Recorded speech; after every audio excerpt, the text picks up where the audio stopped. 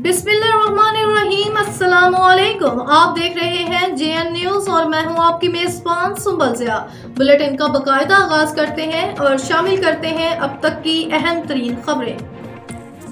मलिर कराची से नवाज सरगानी की रिपोर्ट के मुताबिक दारुल उस्मानिया कादिर नगर घखर फाटक में तलबा की दस्तारबंदी करवाई गई।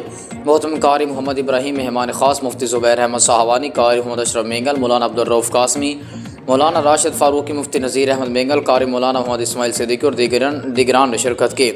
दस्तारबंदी में 5 बच्चों ने कुरान पाक मुकम्मल हिफ्ज़ किया, 15 बच्चों ने मुकम्मल नाजरा किया, 7 बच्चियों ने भी नाजरा कुरान पाक मुकम्मल किया। कुरान पाक मुकम्मल करने वाले तलबा को नमाज से नवाजा गया। नाज़िम तालीमात कारी लियाकत अली मेंगल और मोहतरम ने आए हुए मेहमानों का शुक्रिया अदा किया। उनका कहना था कि हमारे इदारे से हर साल कुरान पाक हिफ्ज़ करके तलबा अपने अपने इलाकों में जाकर कुरान पाक की तालीम देते हैं। ये हमारे इदारे की खुश नसीबी है कि हर साल सैकड़ों तलबा यहाँ से दीनी तालीम हासिल करते हैं।